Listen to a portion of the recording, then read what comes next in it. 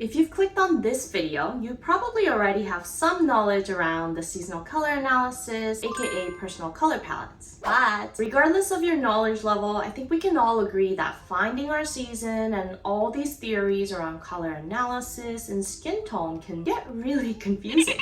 So, I'm starting a new series of videos for the next few weeks that'll be dedicated to talking about personal color palettes and skin tones. In today's video, I'm gonna first talk about why finding our seasonal color palette is so confusing and what you really need to focus on instead of getting fixated on finding your season. If you're interested in learning more, make sure you stay tuned till the end, because who else would give you these kinds of tips other than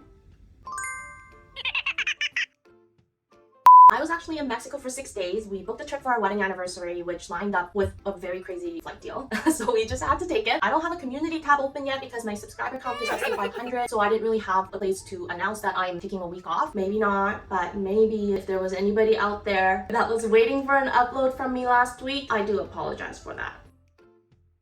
Alright, before I get into depth about seasonal colors, I'm gonna quickly give you a rundown of how I plan on structuring this whole series throughout 3 parts. This video is part 1, and like I said, I'm gonna cover the seasonal color analysis. Part 2 is going to cover skin tone. For part 3, I want to dedicate a video to talking about olive skin tone. I have olive skin, and I know how confusing or frustrating it can get with trying to find the right colors for olive skin tones. Throughout this whole series, I'm also going to talk about and debunk some of the misconceptions about seasonal colors and skin tones. Now, if all of that sounds interesting to you, and if you haven't subscribed to my channel yet, make sure you do that, or you can wait until the end of this video to first see for yourself if you find this information helpful at all. Okay, so in order for us to understand why finding your seasonal color palette is so confusing, we have to first talk about what seasonal color analysis really is and how the different seasons are determined. The idea behind seasonal colors is that all colors can be grouped into 4 seasons based on their characteristics, and these seasons can also be divided into 12 subseasons. Some people just stick to using the 4 seasons without incorporating any subseasons, and I've also seen some people using up to 16 subseasons, but the most common is 12. And these 12 subseasons represent the 12 different color palettes that we try to categorize ourselves into. And how we do that is based on the natural colors that we're born with, like our skin color or hair color, to see which of these 12 palettes look the most harmonious on us. Skin tone definitely has the biggest impact on determining our season because our skin is the largest surface area of our bodies that's the most visible. And sometimes with our hair color, our natural hair color might not necessarily match our skin tone. A good example would be Emma Stone, who is known as a natural blonde, but she looks fantastic as a redhead. I know some people believe that eye color also has a part in determining your season too, but I personally think it's such a small part of our bodies that it doesn't make a huge impact. So in my opinion, that's a myth and that's not true. But if you disagree, let me know what your thoughts are in the comments. Now, how the colors are grouped into the 12 seasons are dependent on the 3 characteristics of color: the temperature, the value, and the chroma. And the first reason why I think seasonal color analysis gets confusing is because of how the temperature of a color is determined. Temperature indicates whether a color is warm or cool. Pretty straightforward, right? But there's a difference in how we measure the temperature of a color in color analysis versus color theory. Color theory is what we learned in grade school art class about the color wheel, primary colors, complementary colors, and all that. Most of us already have some basic knowledge about color theory, and color analysis definitely builds off of that theory, but when it comes to differentiating between warm versus cool colors, there's a slight difference. When we're speaking in terms of color analysis, we use the 2 primary colors, yellow and blue, to distinguish between warm and cool colors. Warm colors are any colors with the yellow base, and cool colors are any colors with the blue base. For example, if we were to categorize all these different shades of reds into warm or cool colors, we have to look at how much yellow or how much blue is added to the pure red to create these new shades of red. This kind of tomato red has more yellow added to the pure red, so it's considered a warmer red. And this shade of red has more blue in it, so it's considered a cooler red. So when we're talking about color analysis, we have to look at the different shades of the colors on a spectrum to decide whether that specific shade falls on the warmer side or on the cooler side. Shades that fall on the warm side of the spectrum represent the two seasons, spring and autumn, and shades on the other side of the spectrum represent the cool seasons, summer and winter. We then look at the other two characteristics of color, which are value and chroma. Value is the easier concept to explain between the two. It indicates how light or dark a color is. So the more white you mix into a color, the lighter the color becomes, and the more black you add into the color, the darker it gets. Lighter colors are associated with the seasons spring and summer, and darker colors are associated with autumn and winter. Chroma, on the other hand, is a little more complicated. It indicates the pureness of a color, so how bright or concentrated a color is. And here's the second area of the confusion. It's how we define chroma when we're talking in terms of color analysis that gets confusing. In color theory, tints, tones, and shades are all lower in chroma than a pure color because adding white, black, or gray to a pure color will not only make the color light or dark, but it also desaturates the color. But when we're speaking in terms of color analysis, pureness of a color is specifically determined by how much gray is added to the color. If you think about it, gray is a mix of white and black, right? So adding gray to a pure color essentially means that we're adding both white and black to a color. And that means from a clarity standpoint, tones of a color that are created by adding gray are less clear or less pure than tints that only add white to a color or shades that only add black. So when we're talking about chroma in terms of color analysis, it specifically refers to how much gray is added to a color. For this specific reason, I actually don't like using the word chroma because it's confusing, but instead I prefer using the word clarity. And that's why bright winter and bright spring that are at the top of the vertical axis here are sometimes called clear winter or clear spring. Later in the video, I'll show you some specific examples of why we need to differentiate chroma versus clarity. And the seasons that are associated with high clarity are spring and winter, whereas colors that are low in clarity fall into summer and autumn. I really like how the 12 seasons are represented in a wheel like this because it shows that everything is on a spectrum.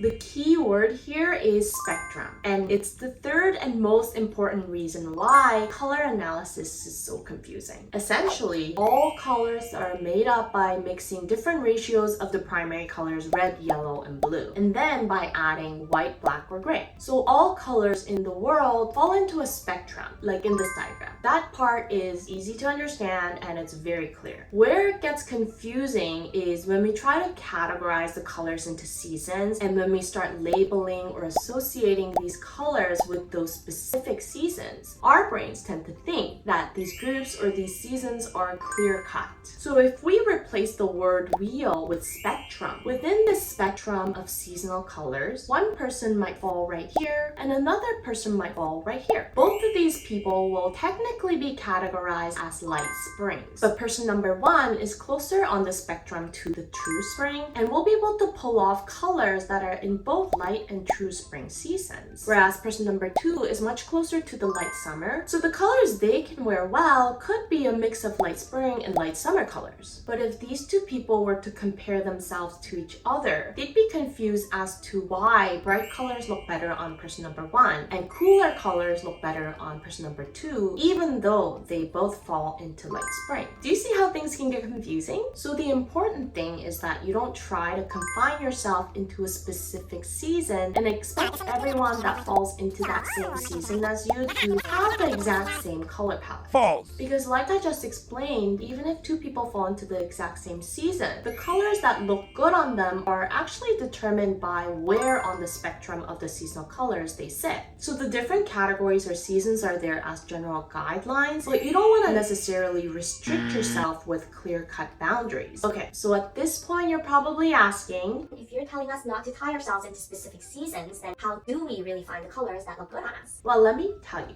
what really matters and what you really need to care about. Just like how we categorize the different colors into seasons based on temperature, value, and clarity, we can also determine how our skin tone reacts to these three characteristics. For example, here's Rooney. I think she's a winter. I've seen some information online that she's a summer, but I think she has more qualities of a winter. Regardless, we can at least agree that she's one of the cool seasons. But more importantly than season, for Rooney, her skin tone is actually the most reactive to the temperature of a color. Looking at these photos, she can wear light or dark colors pretty well, as long as the color is cool or neutral. She can also pull off both clear or muted colors quite well. And if we were to just categorize her as a winter, then a muted color like this grayish pink would technically be outside of her palette, but it still looks good on her. But when Rooney wears warm colors, it tends to bring out a lot of yellow in the skin, and the skin starts to look really sallow. When we compare these two photos, we can see how her skin appears so much healthier and more balanced in the right photo. Even just hair color can make a huge difference. The hair color in the left is a cooler brown with an ashy tone, and it makes Rooney's skin appear more milky and clear, and it doesn't bring out that sallowness in her skin. Whereas the hair in the right photo is a much warmer brown, and her skin looks very sallow. Of course, this is an analysis based on photos with different lighting and such, so it may not be 100% accurate, but I think this is sort of a textbook example of what happens to a lot of cool skin tone people that are sensitive to the temperature of a color. On the other side of the spectrum, we also have Taylor Swift, who has a warm skin tone. And when she wears cooler colors like this platinum blonde and the bluish pink on her lips, we can see how her skin starts to look sort of gray and it loses its healthy glow as opposed to when she wears warmer colored hair and lips. Emma Stone, on the other hand, is the type that's the most sensitive to the value of a color. Like I mentioned earlier, Emma's a natural blonde, but she wears medium to dark hair far more often, and that's because when she has pale light blonde hair like in this photo, it tends to wash her out quite a bit.